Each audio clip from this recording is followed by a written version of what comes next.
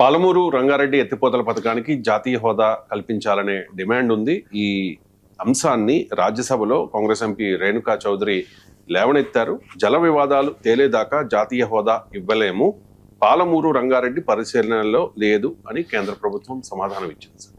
Sir, ఈ కేంద్రం ఇచ్చిన సమాధానం, జల వివాదాలు తేలేదాకా జాతీయ హోదా ఇవ్వకపోవడం ఏం ఆర్గ్యుమెంట్? ఇప్పుడు కర్ణాటకలో మీకు జాతీయ హోదా ఇచ్చారు, కర్ణాటకకు తెలంగాణకు జల వివాదం లేదా? మనం ఆలమట్టి వివాదం ఎన్ని రోజులు నడిచింది? మీకు అప్పర్తంగా ప్రాజెక్టు పైన మన అభ్యంతరాలు లేవా? కర్ణాటకకు తెలంగాణకు మా కర్ణాటక తెలంగాణ ఆంధ్ర కృష్ణా నదిని పంచుకుంటుంది. ఈ మూడు దేశాల మధ్య వివాదాలు లేవా? మరి కృష్ణా కర్ణాటకకు తమిళనాడుకు మధ్య కావేరీ జల వివాదం ఉంది, కర్ణాటకకు మన జాతీయ హోదాలు ఇస్తలేరా? ఈవెన్ పోలవరం ప్రాజెక్టు పట్ల వివాదం లేదా? పోలవరం పట్ల ఒరిస్సా ఇప్పటికే అభ్యంతరాలు ఉన్నాయి. పార్లమెంట్లో కూడా ఒరిస్సాకు చెందిన ఎంపీలు అభ్యంతరాలు తెలిపారు పోలవరం పైన.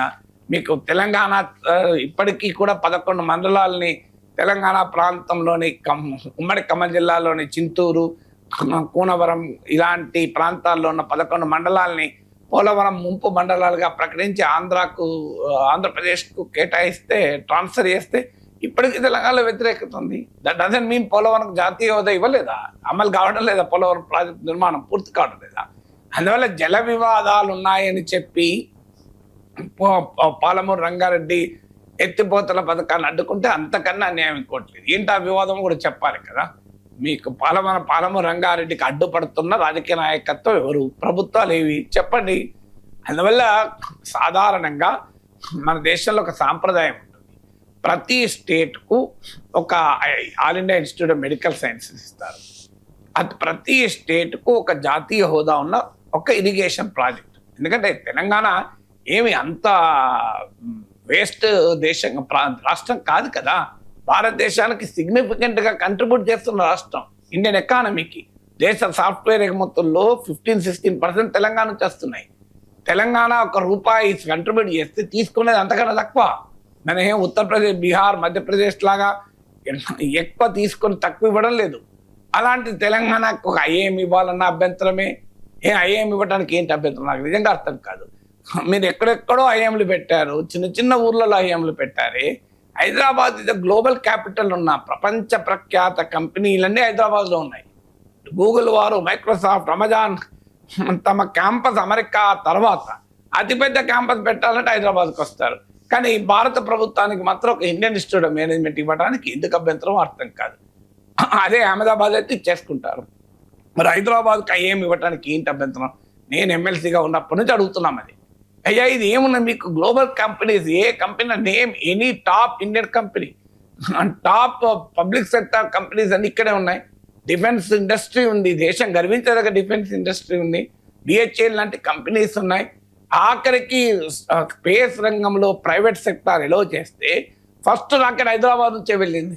ఇది ఎంత గొప్పతనం చూడండి. హైదరాబాద్లో ఉన్న కంపెనీ కదా, స్టార్టపే కదా భారతదేశ అంతరిక్ష రంగంలో విప్లవాన్ని సృష్టించింది కదా. అలాంటి నగరానికి మీరు ఐఏఎం ఇవ్వడానికి అభ్యంతరం. ఎందుకంటే డబుల్ ఇంజన్ సర్కార్ లేదు. డబుల్ ఇంజన్ సర్కార్ ఉంటేనే మేము ఇవన్నీ ఇస్తాం. ఇంతకన్నా అన్యాయం ఏమైనా ఉంటుందో చెప్పండి. ఏం తెలంగాణకు ఒక జాతీయ హోదా? ఇప్పుడు పోలవరం ఒక పర్టికులర్ కాంటెక్స్ట్లో వచ్చింది. రాష్ట్ర విభజన వల్ల నష్టపోయినటువంటి సీమాంధ్ర ప్రాంతాన్ని ఆదుకోవటానికి వచ్చింది. దానికి ఎవరికీ అభ్యంతరం లేదు, అందరం సమర్థిస్తాం. ఖచ్చితంగా పోలవరం ఎప్పుడో పూర్తి చేయాల్సిందే. మరి ఎందుకు 12 ఏళ్ళుగా అది పూర్తి కాలేదు?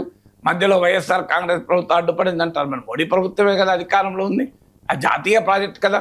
వైఎస్ఆర్ కాంగ్రెస్ ప్రభుత్వం అడ్డుపడితే తీసి పక్క పడేసి వాళ్ళు హ్యాండ్ ఓవర్ చేసుకొని వాళ్ళు ఇంప్లిమెంట్ చేయొచ్చు. నేషనల్ ప్రాజెక్ట్, రాష్ట్రానికి సంబంధమే లేదు.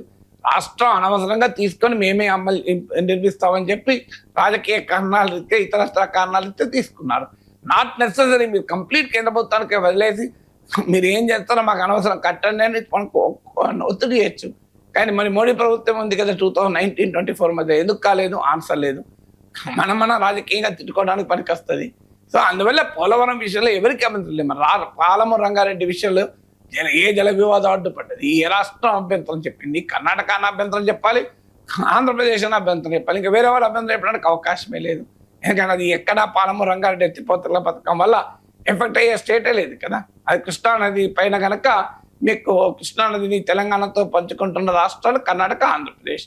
మరి ఆ కర్ణాటకలో కాంగ్రెస్ ప్రభుత్వమే ఉంది, ఇక్కడ కాంగ్రెస్ ప్రభుత్వం ఉంది, మన ఆంధ్రప్రదేశ్లో కూటమి ప్రభుత్వం ఉంది. ఆంధ్రప్రదేశ్ ఎవరు అభ్యంతరం చెప్తుందో చెప్పాలి కదా.